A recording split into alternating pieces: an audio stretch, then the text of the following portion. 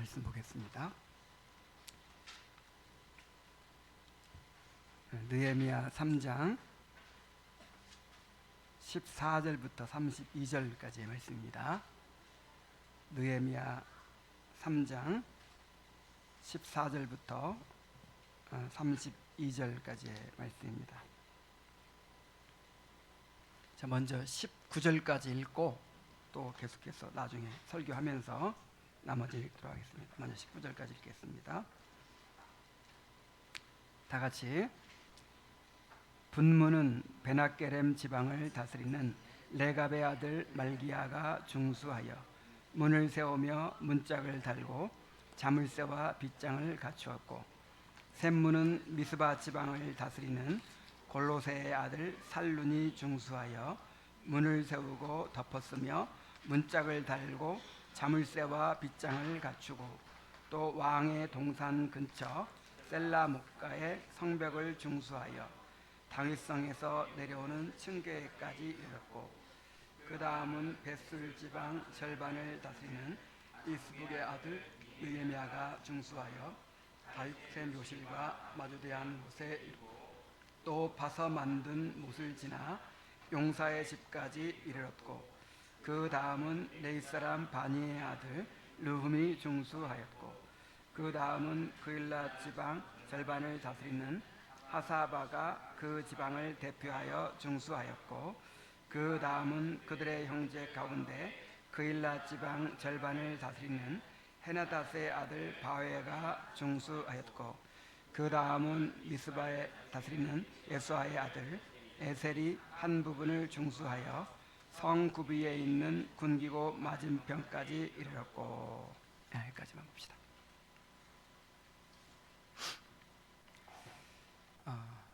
예루살렘 성은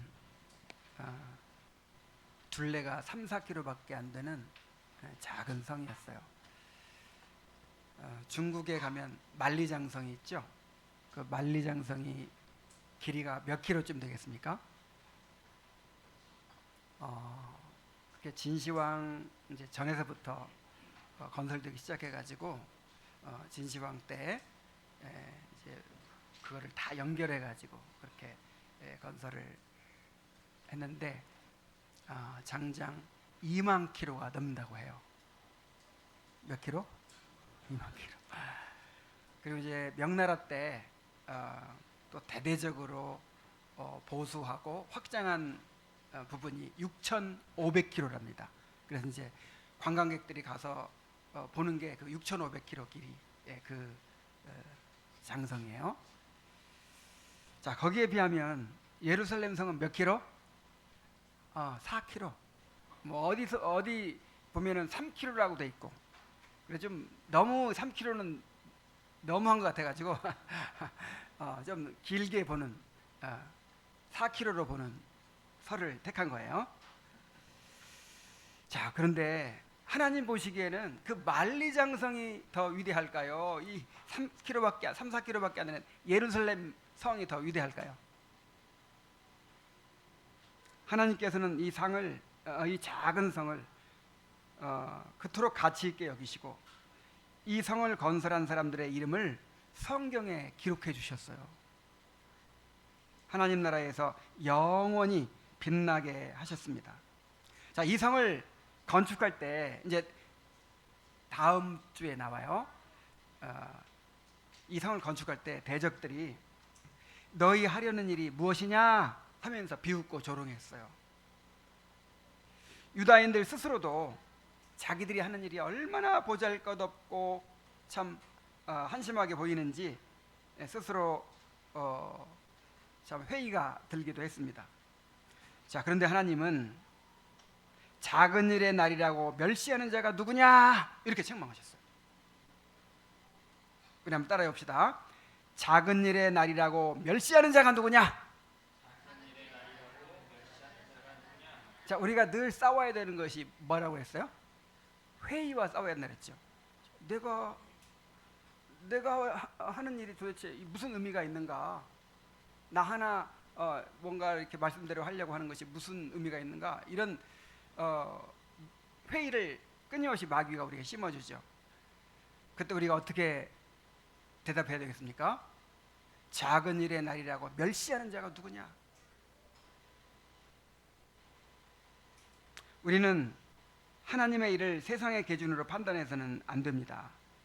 하나님은 화려하고 웅장한 신전들이 많이 있었지만 광야에서 하나님의 명령에 따라 백성들의 헌신으로 지어진 작은 장막, 20평도 안 되는 작은 장막에 임재하셨습니다.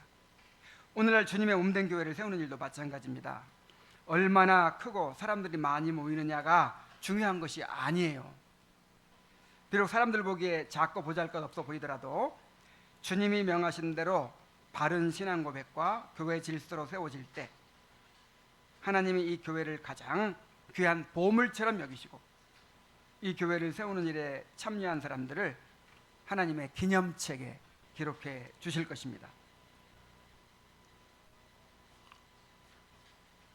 자, 지난주에 이어서 이제 계속해서 예루살렘 성벽을 재건한 사람들의 명단을 살펴보도록 하겠습니다. 자, 우리가 읽은 본문은 이제 남동쪽 성벽을 담당한 사람들에 대해서 읽었어요. 자, 북쪽과 서쪽에 이어서 남동쪽 성벽은 총 7팀이 참여했는데 그 중에 6팀이 지방의 방백들이었습니다. 자, 방백이 뭐죠? 그 지방을 다스리는, 오늘날로 말하자면 도지사나 시장 정도 되겠죠. 예루살렘의 절반을 다스리는 레갑의 아들 말기야, 미스바 지방을 다스리는 고로세의 아들 살룬, 베슬 지방 절반을 다스리는 아스북의 아들 느헤미야, 그일라 지방 절반을 다스리는 하사비야, 그일라 지방의 절반을 다스리는 자 헤나다스의 아들 바웨, 미스바를 다스리는 예수아의 아들 에셀. 이렇게 총 7구역 가운데서 6구역을 이 방백들이 맡아서 성을 쌓았어요. 자, 아마도 오늘날의 시도지사 협의회가 있듯이 아마 이 사람들이 이제 또 모여가지고 우리 방백들이 나서가지고 한 부분씩 맡아서 합시다, 이렇게 의논을 했던 것 같아요.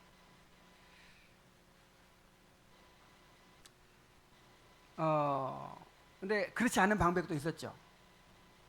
그 주민들은 나서가지고 막 멀리서 예루살렘까지 가가지고 이렇게 성벽을 쌓는 일에 참여했는데 그 귀족들은 참여하지 않았다. 그 누구였죠? 드고아 지방의 귀족들. 자, 이런 사람들도 있는데 이 방백들은 그 지방을 대표하여, 17절에 보니까 그 지방을 대표하여 참여했다 그랬어요.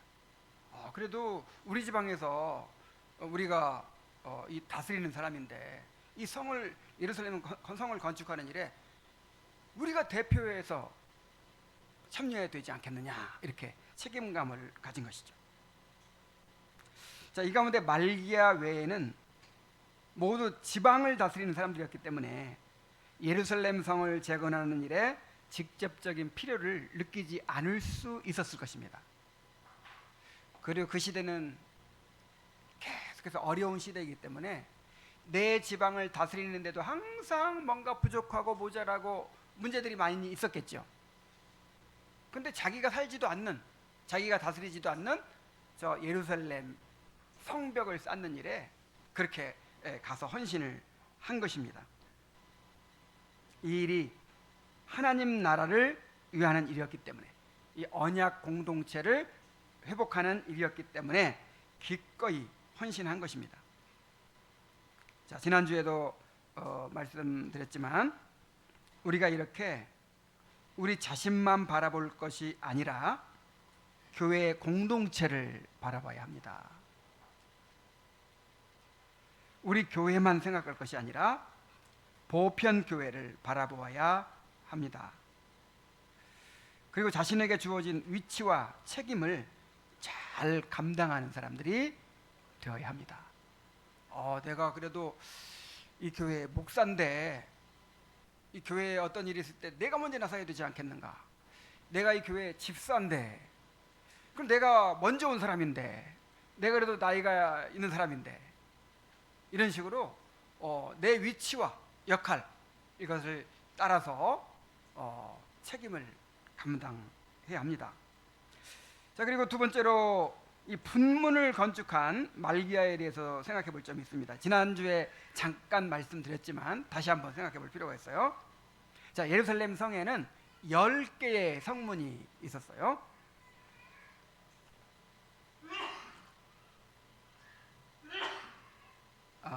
양들을 들여오는 제물을 들여오는 양문, 또 갈릴리 호수나 요단강에서 잡아온 물고기를 들여오는 어문, 또 가장 먼저 있었던 옛문, 골짜기문, 또 뭐 무슨 이 기온샘에서 실로와 목까지 물을 연결하는 뭐 샘문, 또 수문, 마문은 말들을 들여오는 문이에요.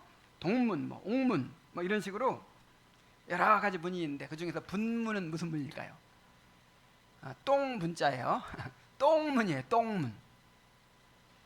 자, 왜 똥문이냐면, 자, 이 문을 나가면 흰놈의 골짜기라는 골짜기가 있는데, 여기는 옛날 서울의 난지도처럼 예루살렘에서 나오는 모든 배설물, 오물, 쓰레기, 동물의 사체 등을 다 버리는 곳이었어요. 그리고 이것들을 이제 태우느라고 이 흰놈의 골짜기는 항상 불이 타고 있었어요. 불이 꺼지지 않았어요. 그래서 신약 성경에서 지옥을 뭐라고 부르냐면 게헨나라고 부르거든요. 그 게헨나가 흰놈의 골짜기라는 뜻이에요. 그러니까 그 흰놈의 골짜기가 뭐가 있어요? 막 시체들이 썩어가고, 그 다음에 온갖 오물들이 있고, 그냥 그 다음에 쓰레기들이 계속 불타고 있고, 막 끔찍하죠. 그래서 이게 지옥의 상징이 됐어요. 그래서 지옥을 뭐라고 부른다고요? 게헨나, 흰놈의 골짜기라고 불러요. 자, 거기를 나가는 문이 무슨 문? 분문.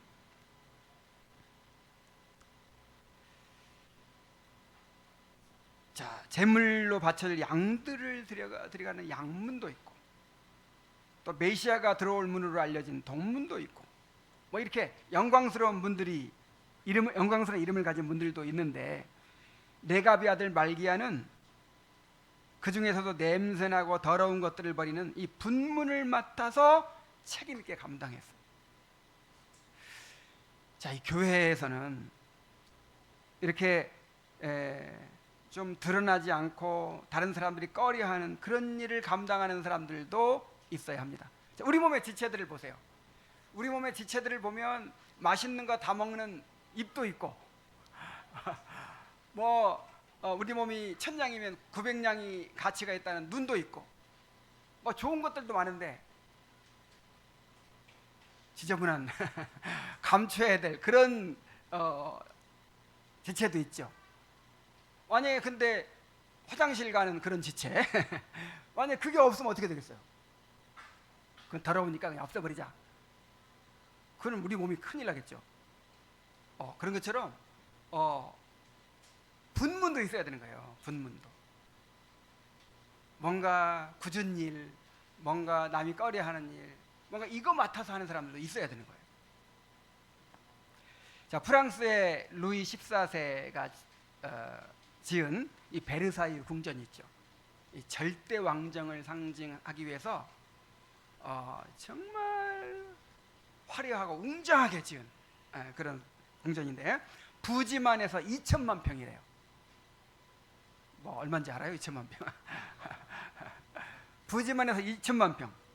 또 건물의 연면적이 19,000평. 우리 교회가 몇 평? 한 50평. 이 연면적이 19,000평 건평이. 그 다음에 이 공간이 2,300개가 있었다고 해요. 자, 그런데 그 베르사유 궁전에 화장실이 몇 개냐? 이 베르사유 궁전에 상시로 거주하는 사람만 최소한 3,000명, 나중에는 10,000명까지 늘어났대요. 한 10,000명이 살아요. 근데 화장실이 몇 개냐면 9개밖에 안 됐대요. 이 화려한 궁전, 이 멋진 궁전에 미관을 해칠 수가 없다. 그래가지고 화장실은 한 9개, 10개 미만으로 만든 거예요. 그것도 이제 왕족들만 사용하겠죠. 그러면 그 3,000명, 10,000명이 볼 일을 어떻게 봐요? 그래서 귀족들은 이제 왕궁에 들어올 때 이 변기를 가지고 왔대요. 그러면 나머지 사람들은 어떻게 해요? 그냥 그 정원에다 싸고 그 다음에 복도에다 싸고 그냥 어디 빈 방에 들어가 싸고 그냥 온통 으슥한 곳이면 다 그냥 볼일을 보는 거예요. 그래가지고 악취가 그냥 진동을 했다는 거예요. 그래서 그 악취를 없애기 위해서 이제 그 배설물을 치우는 뭐 사람들이 계속 있었겠지만 치워도 냄새가 나잖아요.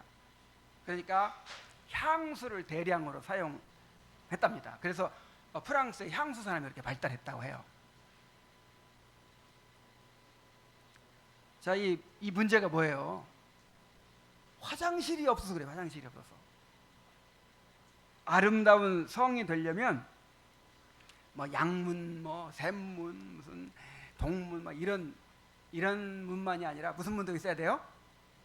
분문, 똥문도 있어야 됩니다. 자, 똥문 맡을 사람. 똥문 맡아서 세우는 사람도 있어야 된단 말이에요. 다들 폼나는 일만 하려고 하면 교회가 어떻게 되겠습니까?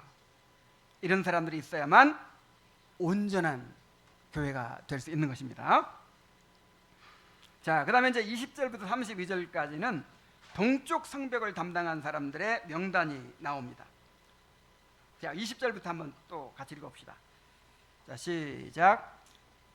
그 다음은 삿배의 아들 바룩이 한 부분을 힘써 중수하여 성구비에서부터 대제사장 엘리야십의 집문에 이르렀고, 그 다음은 학고스의 손자 우리아의 아들 무레못이 한 부분을 중수하여 엘리야십의 집문에서부터 십의 집 모퉁이까지 이르렀고, 그 다음은 평지에 사는 제사장들이 중수하였고, 그 다음은 베냐민과 핫습이 자기 집 맞은편 부분을 중수하였고, 그 다음은 아나냐의 손자 마아세의 아들 아사가 자기 집에서 가까운 부분을 중수하였고, 그 다음은 헤나닷의 아들 빈누이가 한 부분을 중수하되 아사라의 집에서부터 성 구비를 지나 성 모퉁이에 이르렀고, 우세의 아들 발랄은 성 구비 맞은편과 왕의 윗궁에서 내민 망대 맞은편 그 시위청에서 가까운 부분을 중수하였고, 그 다음은 바로스의 아들 부다야가 중수하였고,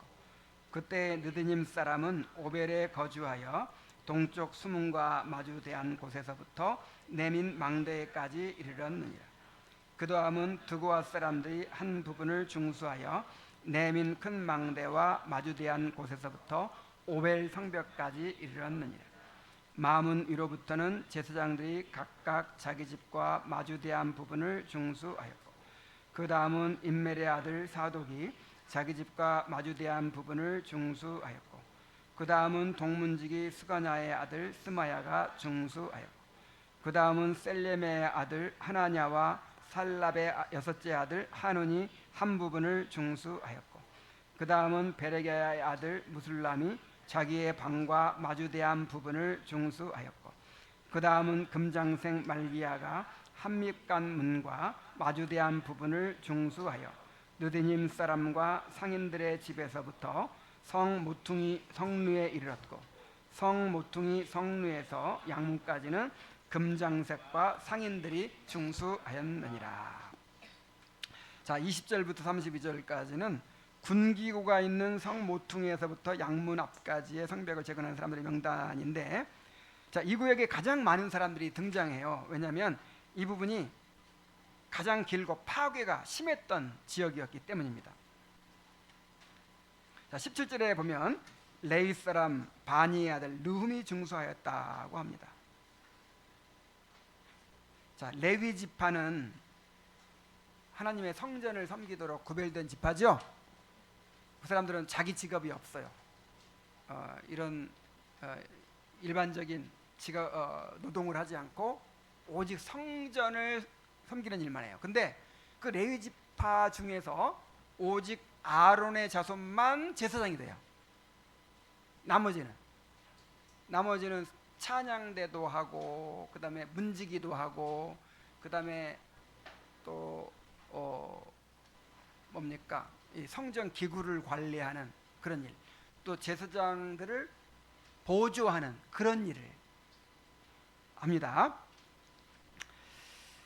자, 그런데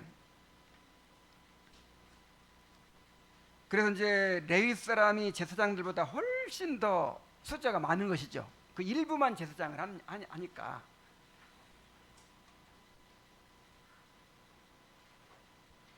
그런데 1차 귀환자들 중에서 제사장들이 4,289명이었는데 레위는 341명에 불과했어요. 이 제사장들은요, 이 포로 기간 중에도 막 회당을 만들어 가지고 가르치고 막 했다고 그랬죠. 제사장들이 말씀을 전하기도 했습니다, 옛날에. 그래서 이제 그 말씀도 전하고 가르치고 하면서 영적 지도자로서의 정체성을 이렇게 보존했는데, 이 레위 사람들은 가니까 할 일이 있어요, 없어요? 성전에서 뭐 이렇게 찬양대하고 문지기하고 뭐 이런 거 해야 되는데 성전이 없으니까 할 일이 없어요. 그래서 이제 일반 백성들처럼 생업에 종사하면서 정착하에 살다 보니까 제사장들보다는 이 정체성을 잘 지키지 못했던 것 같아요. 그래서 사실 이 제사장들보다 몇 배 더 숫자가 많은데 레위인들이 제사장들의 10분의 1도 안 온 거잖아요. 그래서 이 레위인들의 부족 때문에 이 성전 사역에 굉장히 지장이 많았을 것 같아요. 그래서 이제 2차 귀환 때 에스라가 레위인들을 모집을 합니다. 레위인들이 가야 됩니다 하고 막 모집을 해서 데리고 갔는데도 불구하고 39명밖에 안 따라갔어요. 그래서 총 380명의 레위인들이 돌아왔습니다. 자, 그 380명이 정말 얼마 안 되지만 너무 귀한 사람들이죠. 더구나 그 중에서 성벽 재건에 참여한 르훔이라는 사람이야말로 또 얼마나 귀한 사람인지 우리가 알 수 있어요. 그래서 이게 참 항상 하나님께 쓰임 받는 사람은 소수예요. 모두가 같은 마음으로 하면 얼마나 좋겠어요. 돌아온 사람도 몇 명밖에 안 돼요, 전체가? 5만 명밖에 안 돼요, 5만 명 전체가. 그래서 거기에 머물러 버린 사람이 더 많았어요. 사실 돌아온다는 게 이게 보통 일이 아닌 거예요. 대대로 살아오다가 거기 자리 잡고 터 잡고 살아왔는데 모든 걸 다 버리고 황무지로 폐허가 된 나라로 돌아와야 되는데 어떻게 돌아와요? 자, 그런 면에서 이 돌아온 사람들이 너무 귀한 사람들이죠. 자, 22절에 보면 평지에 사는 제사장들, 또 26절에 28절에 다시 또 제사장들이 중수하였다 이렇게 나옵니다. 스룹바벨을 따라 5만 명이 귀환했는데 그 중에 제사장이 거의 10분의 1이나 되었어요. 인구 비율로 하면 굉장히 높습니다. 제사장들이 말씀을 가르쳤기 때문에 신앙의 정체성을 더 잘 보존하고 있다는 걸 알 수 있죠. 그리고 제사장들이 돌아온 것은 유다의 회복을 위한 특별한 섭리였다고도 할 수 있습니다. 이 제사장들이 이렇게 많이 돌아왔기 때문에 회복할 수 있었다고 볼 수 있는 거예요. 말씀을 가르칠 사람이 없으면, 또 제사에 섬길 사람이 없으면 어떻게 말씀이 회복되고 예배가 회복되고 성전 사회가 회복될 수 있었겠습니까? 어쨌든 제사장들은 제사를 주관하도록 구별된 사람들이고 일반적인 노동을 하지 않는 사람들인데, 뭐 지금은 뭐 그런 거 저런 거 따질 그런 때가 아니에요. 그래서 제사장들은 자발적으로 가장 먼저 나서서 이 일에 참여했습니다. 성전에는 제사장이 있고 레위인이 있고 또 누가 있는지 아세요? 느디님 사람들이 있었어요. 나중에 시험에 나올지 몰라요. 자, 성전에서 섬기는 사람들 세 종류를 말하시오. 제사장이 있고, 그 제사장을 보좌하는 누가 있고, 레위인들이고, 또 레위인들이 시키는 일을 하는 느디님 사람들이 있었어요. 자, 느디님 사람들이 어떤 사람들이냐면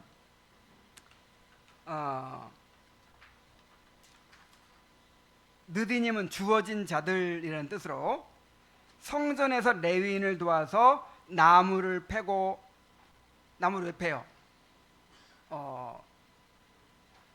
이 재물을 태워서 불태워 드리려면 장작이 많이 필요하니까 맨날 도끼질하는 거예요. 나무를 패고, 그다음에 물이 또 많이 필요하잖아요. 물두멍에 항상 채워놔야 되고 늘 씻어야 되고 막 이러니까 물을 계속 길러야 돼요. 물 깃는 일.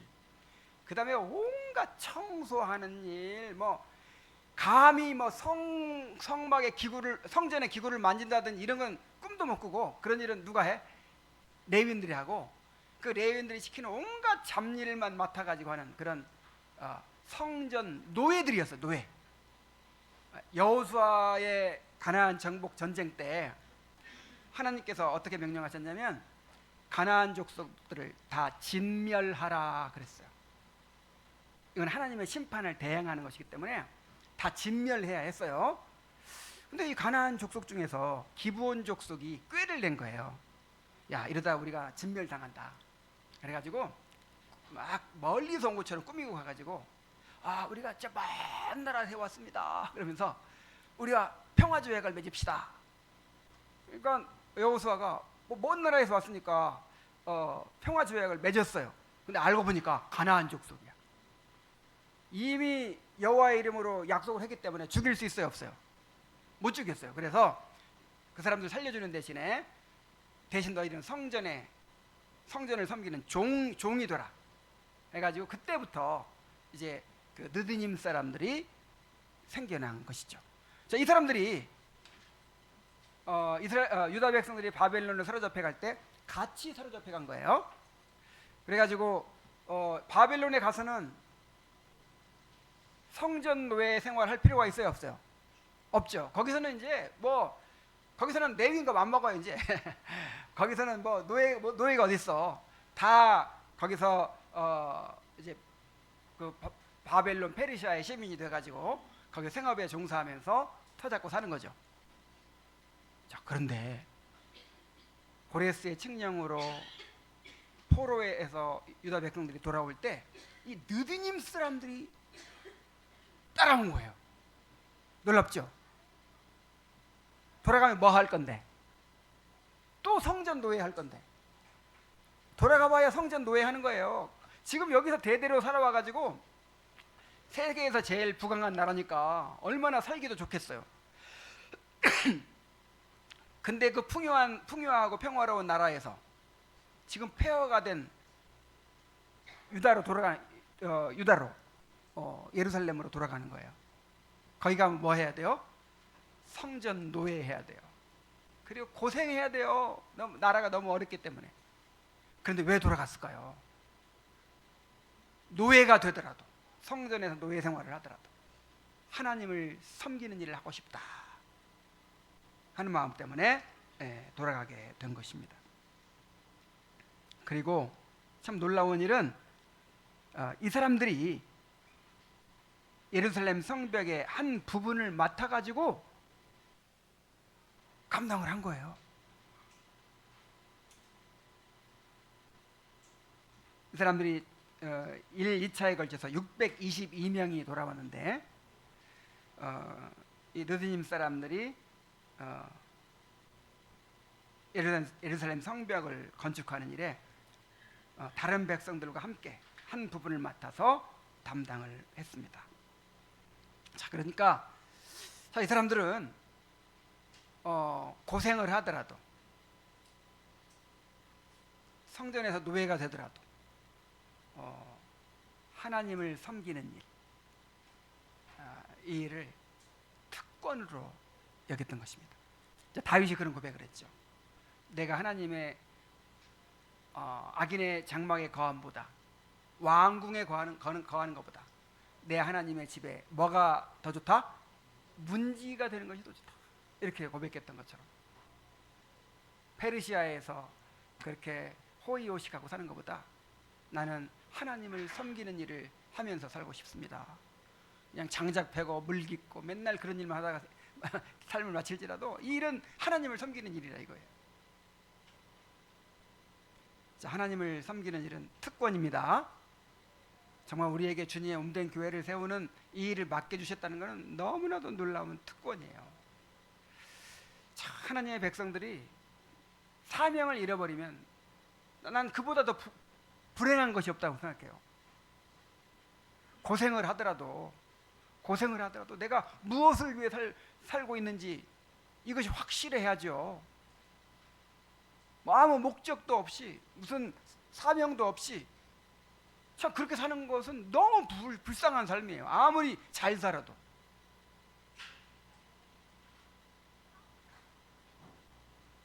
하나님 섬기는 일, 주의 몸된 교회를 세우는 일을 정말 특권으로 알고 기쁘게 감당하는 성도들이 되기를 바랍니다.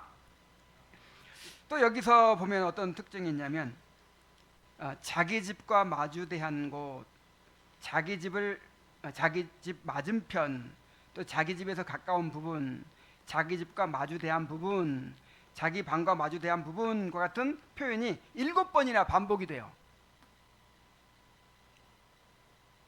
자, 그러니까 이제 팀을 나누어 가지고 한 부분씩 담당할 때 참 기가 막혀요. 은사에 따라서, 직업에 따라서, 재능에 따라서, 또 어떤 경우에는 그 지역 공동체에 따라서 효과적으로 분담을 하는데 또 이런 기준도 있었어요. 가능하면 자기 집 가까운 곳을. 자, 눈 올 때 어디를 쓸어야 돼요? 내 집 앞 쓸어야죠. 각자가 내 집 앞을 쓰는 게 가장 먼저죠. 그런 것처럼 성벽을 건축하는데 이제 예루살렘 시민들의 경우에는 가장 자기 집과 가까운 곳, 자기 집 맞은편을 건축하도록 한 거예요. 자, 이것은 매우 효과적인 전략이었습니다. 자, 내 집 앞이니까 이 성벽은 누구를 지켜주는 거예요, 당장. 우리 집을 지켜주는 거니까 얼마나 책임감 있게 감당하겠어요. 뭐 조금 어설프게 지으면 그 무너지면 당장 우리가 죽는 거잖아요. 그러니까 더 책임감 있게 감당하는 거예요. 그리고 멀리 이동할 필요가 없으니까 시간과 비용을 아끼고 작업의 효율성도 높일 수 있었습니다. 그리고 이제 이웃들과 함께 이렇게 하다 보니까 협력이 더 잘 이루어질 수 있었죠. 참 정말 지혜롭게 이렇게 분담을 너무 잘한 것 같아요. 교회의 사역이 이렇게 이루어져야 되는 것입니다. 은사에 따라서, 그 사람이 가진 달란트에 따라서 그렇게 분담을 하고 협력을 해야 됩니다.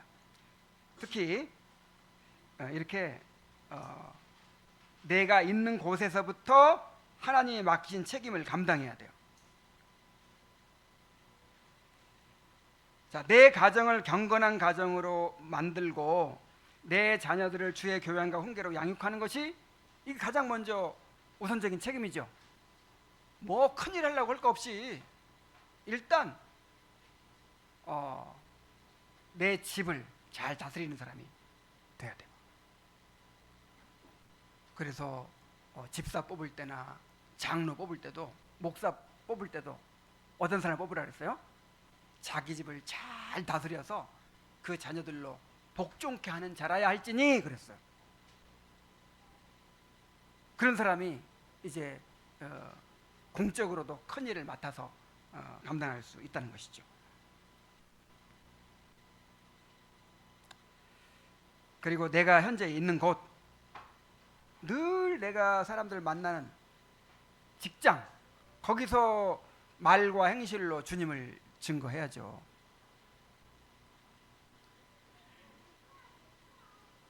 자, 그리고 마지막으로 또 본문에 보면 북쪽과 서쪽 성벽 재건에 참여했던 사람들의 명단이 다시 등장합니다.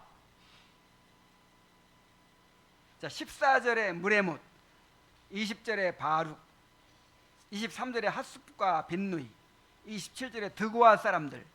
자, 드고아 사람들은 귀족들은 다 빠져버렸는데 자기들끼리 이렇게 헌신했는데 이 사람도 두 구역을 담당한 거예요. 두 구역. 30절에 하나냐와 무술람, 그리고 32절에 금장색과 상인들까지 총 8개 팀이 북쪽 성벽만이 아니라 동쪽 성벽에서도 한 구역씩을 맡아서 공사를 했어요. 자, 그래서 이거를 뭐 자세히 나와 있지 않으니까 처음부터 이렇게 성벽을 분담할 때 우리는 두 군데를 맡겠습니다 하고 북쪽 성벽 한 군데, 또 여기는 무슨 쪽이죠? 동쪽 성벽 한 군데, 이렇게 두 군데 맡겠습니다. 자, 이렇게 했을 수도 있고, 아니면 자, 성을 이렇게 동시에 맡아가지고 쌓아가다 보니까 어떤 쪽은 막 성벽이 막 올라가는 쪽도 있고, 어떤 쪽은 공사가 진척이 안 되는 쪽도 있었을 거예요. 이 건축이라는 게요, 아무리 계획을 잘 세워도 막상 변수가 너무 많아가지고 계획대로 안 돼요.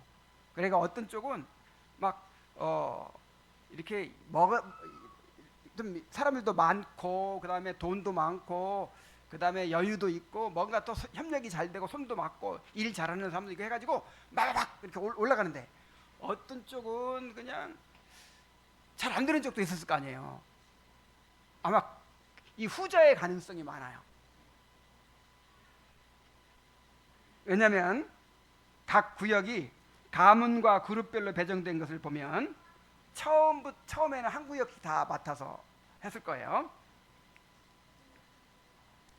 자, 그래서 이제 어떤 쪽은 막 올라가는데 어떤 쪽은 안 올라가면 이게 성벽의 기능을 할 수가 없잖아요. 성벽을 완공할 수가 없잖아요. 그리고 지금 이 느헤미야의 전략이 뭐냐면 빠른 시간에 일시에 달려들어 가지고 확 쏴버리는 거예요. 여러분, 이게 공사 기간이 길어지면 어떻게 될까요? 공사 기간이 길어지면 첫째, 비용이 엄청나게 증가하고요. 그 다음에 지쳐요. 사람들이 내부적으로 지치다 보면 갈등이 일어나요. 그 다음에 처음에 가졌던 뜨거운 마음이 사그라들어. 그리고 중요한 거는 대적들이 방해할 수 있어요. 그래서 그냥 빠른 시간 안에 집중해가지고, 집중력을 발휘해가지고 그냥 확 쏴버리는 거죠. 이런 전략인데 이게 지금 제대로 안 되면 어떻게 되겠어요? 그래서 좀 여유 있는 팀이 안 되고 있는 팀을 가가지고 한 부분을 맡아가지고 이렇게 이제 감당해 주었을 것이다. 이렇게 볼 수 있는 것이죠. 뭐 두 가지 가능성이 다 있어요. 처음부터 두 군데 맡았든지, 아니면 하다가 안 되는 쪽 이렇게 일부 사람들을 떼가지고 이렇게 공사를 했든지.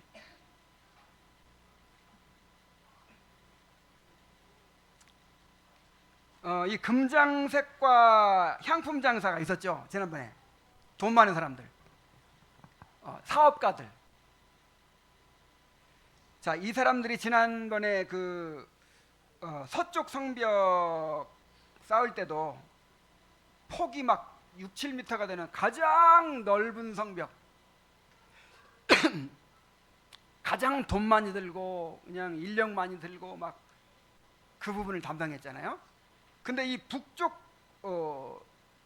성벽에서도 가장 파괴가 심한 부분, 그 느헤미야가 이제 나귀를 타고 돌 때 나귀가 걸어갈 수가 없어가지고 나귀가 지나다닐 곳도 없을 정도로 파괴가 심했던 곳이 있었죠. 그 부분을 또 맡아서 한 거예요. 그리고 이 사람들이 꼭 여유가 있어서만 이렇게 두 군데씩 감당했던 건 아닌 것 같아요. 20절에 보면 삽배의 아들 바룩이 한 부분을 힘써 중수하여 그랬어요.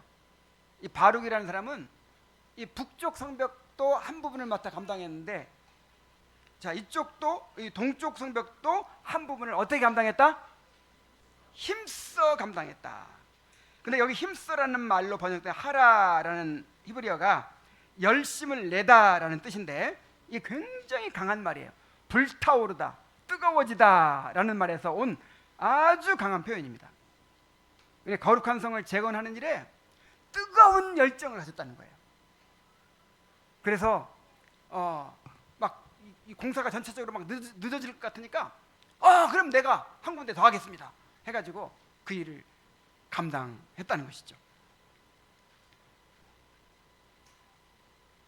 자, 그리고 이렇게 자기가 맡은 구역만이 아니라 다른 구역까지 맡아서 이렇게 막 할 정도면 서로 부족한 일손을 돕고 부족한 자재를 나눠주는 일들이 많았을 거예요. 연장 좀 빌려주세요. 우리 돌이 좀 부족한데 돌 좀 우리에 더 주세요. 이런 식으로 일꾼 좀 지원해 주세요. 서로 이렇게 협력했기 때문에 52일 만에 막 적들이 막 손쓸 수도 없이 막 완공을 해버린 거예요. 자, 우리가 이렇게 주님의 몸된 교회를 섬겨야 합니다. 이기심과 경쟁심을 버리고 서로 돌아보면서 그렇게 섬겨야 돼요. 이 말씀이 다시 한번 생각났습니다. 빌립보서 2장 3절 4절 다시 한번 우리 같이 읽어봅시다. 시작. 아무 일이라든지 다툼이나 허영으로 하지 말고 오직 겸손한 마음으로 자기보다 남을 낮게 여기고 각각 자기 일을 돌볼 뿐더러 또한 각각 다른 사람들의 일을 돌보아 나의 기쁨을 충만하게. 자, 다툼이나 허영으로 하지 말라는 말은 경쟁심으로 하거나 좀 나를 좀 드러내려고 하지 말아라 이 말이에요. 자, 이 사람한테 이게 있어요, 그죠? 무슨 일이니 다 그래. 무슨 일이든지 어떤 사람이 다 맡아서 이렇게 한 부분씩 맡아서 하면 내가 제일 잘했다는 소리를 듣고 싶고, 그 다음에 내가 다른 팀보다 더 잘하고 싶고, 그래서 좀 뭔가 더 효율성을 갖게 하기 위해서는 경쟁을 시키기도 합니다. 여기 전도 그래프를 붙여놓고 무슨 구역 해가지고 막 그래프 표가 올라가면 막 지지 않으려고 막 할 거 아니에요. 무슨 목장대항, 찬양대회, 퀴즈 대회 해봤죠? 우와, 그때는 막 살벌하잖아요. 막 싸움 나잖아요. 근데 그렇게 해서는 안 된다는 거예요. 여기 보니까 이겨먹으려고 하지 말아라. 이 다툼이지 경쟁심으로 하지 말라는 것. 또 허영으로 하지 말라는 건 나를 드러내려고 하지 말아라.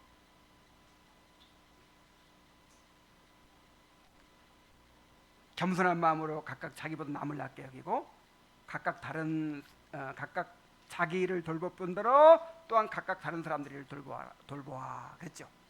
그러니까 우리는 오히려 옆에 사람을 이겨먹으려고 하는 게 아니라 도와주려고 해야 되는 거예요.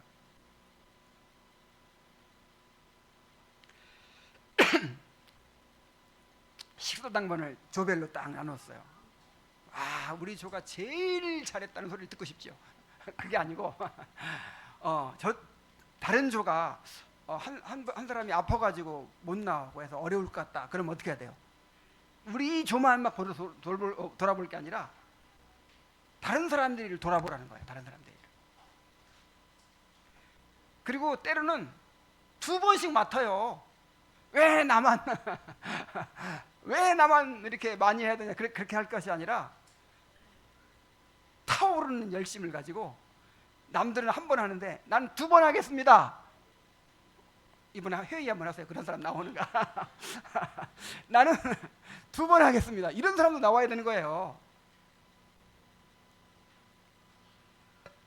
전혀 생각이 없네.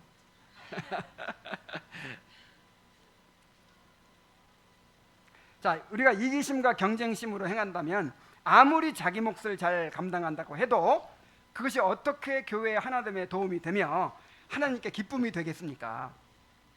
자기를 돌아볼 뿐더러 다른 사람들의 일을 돌볼 줄 알아야 합니다. 그래서 우리가 주님의 일을 서로 협력하여 함께 이루어가도록 해야 하는 것입니다.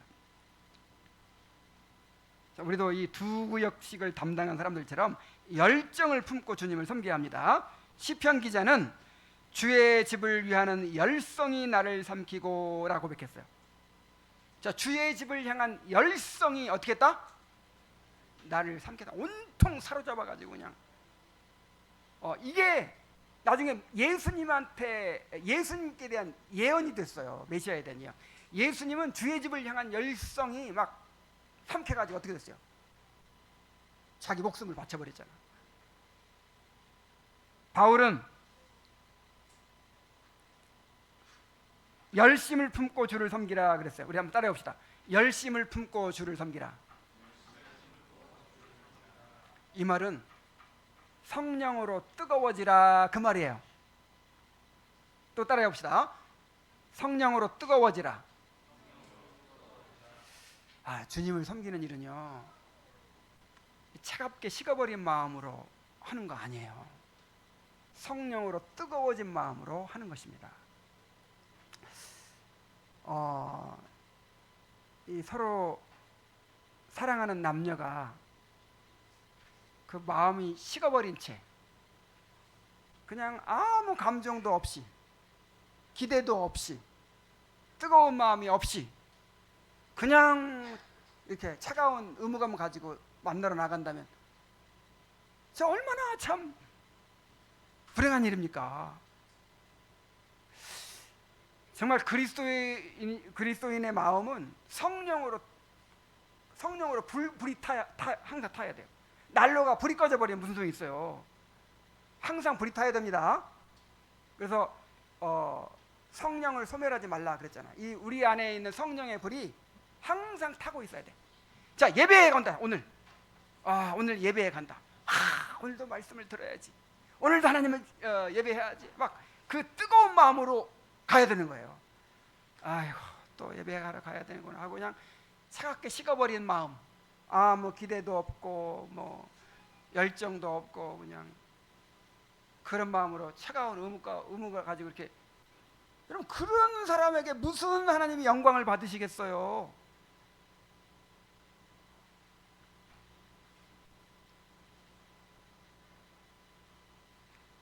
혹시 불이 꺼져가고 있는 사람이 있다면 다시 활활 타오르도록 불을 붙이시기 바랍니다. 말씀으로, 기도로, 성도의 교제를 통해서 다시 막 가슴이 뜨거워져야 돼요. 가슴이 식어버린 그리스도인은 죽은 그리스도인이에요. 이런 사람들은, 가슴이 차갑게 식어버린 사람들은 하나님께도 다른 사람들에게도 기쁨이 되지 못하고 자신도 행복할 수 없습니다. 마음이 차가워져 있다면 회개하고 다시 불을 붙여주시도록 은혜를 구하시기 바랍니다. 자, 결론입니다. 자, 예루살렘 성을 재건하는 일이 왜 그렇게 하나님께 가치 있는 일이 되었을까요? 자, 왜 그렇게 하나님께 가치 있는 일이 되었을까요?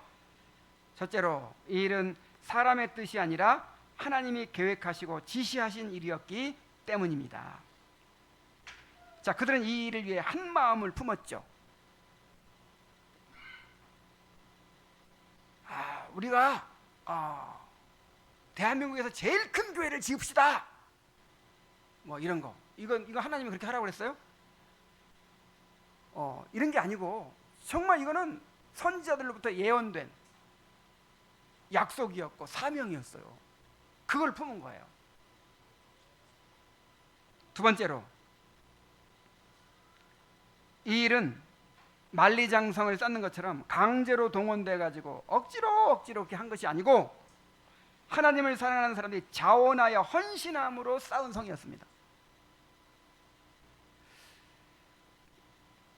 성막 지을 때 자원하는 예물을 받아라. 그래가지고 하나님의 성막을 위해서 막 기쁨으로 막 드렸잖아요. 너무 많이 드리니까 아이 그만 가져와라 제발 막 그렇게 해서 지어졌기 때문에 가치가 있는 거예요. 세 번째로, 이 일은 한두 사람이 이룬 것이 아니라 남녀노소 지위 고하를 막론하고 모든 백성들이 참여하여 이룬 일이었어요. 자, 모든 직업군들, 모든 지위에 있는 사람들, 심지어 막 남자가 아니라 딸들, 성전 노예들, 뭐 하여간 모든 사람들이 참여해서 이룬 일이었어요. 여러분, 이 교회는요 목사나 몇몇 사람들이 그냥 실력 발휘하고 능력 발휘해가지고 막 그렇게 세워지는 게 아닙니다. 그렇게 해봐야 하나님께 영광이 될 수 없어요. 모든 지체가 자기 역할을 해가지고 연락하고 상합하여 몸을 자라게 하는, 그래야 온전한 몸이죠. 그래야 머리는 큰데 뭐 다리가 불구야, 그런 몸은 무슨 건강한 몸이라고 할 수 있겠습니까? 온 몸의 모든 지체가 하나하나 자기 역할을 다 감당하도록 하는 것이 이 주님의 뜻이죠. 그리고 서로 연합하고 협력하여 이룬 일이었기 때문입니다. 자, 이 일을 통해 하나님의 영광이 드러났습니다. 그래서 이 일이 하나님 보시기에 그토록 가치 있는 일이 된 것입니다. 오늘날 주님의 몸된 교회를 세우는 일이 이와 같습니다. 하나님은 무너진 데를 보수하는 자가 되도록 우리를 부르셨어요. 우리가 이 일에 마음을 같이 해야 됩니다. 다시 말하면 이 주님의 비전을 품어야 되는 거예요. 이 비전 하는데 이 인간의 비전은 이건 가치가 없는 것이죠. 아무리 뭐 큰 비전을 품었어도 주님의 비전을 품는 거예요. 주님의 비전이 뭡니까? 이 교회를 향한 비전, 바른 신앙 고백과 바른 교회 질서로 정말 그리스도의 몸을 드러내는, 그리스도의 하나님의 그 임재하시는 그런 성전을 세우는 거잖아요. 그런 이 비전을, 꿈을 우리 마음속에 함께 품어야 될 줄로 믿습니다. 그리고 이 일에 우리가 이 일을 큰 특권으로 여기고 기쁨으로 헌신을 해야 돼요. 우리 주님은 부족한 분이 아니에요. 우리의 도움이 필요한 분이 아니에요. 그래서 자원하는 예물을 받으라 그랬어요. 무슨 예물을 받으라? 그래야 주님께 선물이 되고 기쁨이 되지. 마지못해 막 하는 게 아니라 정말 기쁨으로 모든 걸 합시다. 기쁨으로 예배하고 기쁨으로 교회 섬기고 기쁨으로 모든 일을 하도록 합시다. 그래야 주님께 영광이 돼요. 그리고 우리가 서로 조화를 이루어서 연합하고 협력해서 이 일을 이루어야 돼요. 개인주의, 이건 발붙일 곳이 없어요. 교회에서는 정말 마음을 같이 해서 서로 조화를 이루고 연합하고 협력해서 그렇게 무슨 일인지 이루어야 돼요. 이번에 우리 사경회를 합니다. 그럴 때 이 사경회를 위해서 모든 성도들이 그렇게 한 마음 한 뜻으로 협력해서 연합해가지고 그렇게 이루어질 때 하나님께 영광이 되는 것이지. 우리 수련회를 합시다. 뭐 우리 아이들을 어떻게 가르칩시다.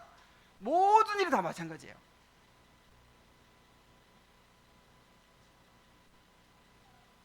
자, 이렇게 하나님의 일을 하나님의 방법으로 행할 때 하나님께서 기뻐하시고 우리의 이름을 영원한 기념책에 기록해 주실 줄로 믿습니다.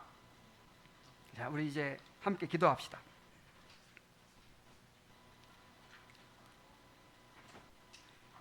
먼저는 느헤미야와 유다 백성들이 예루살렘 성을 재건한 것처럼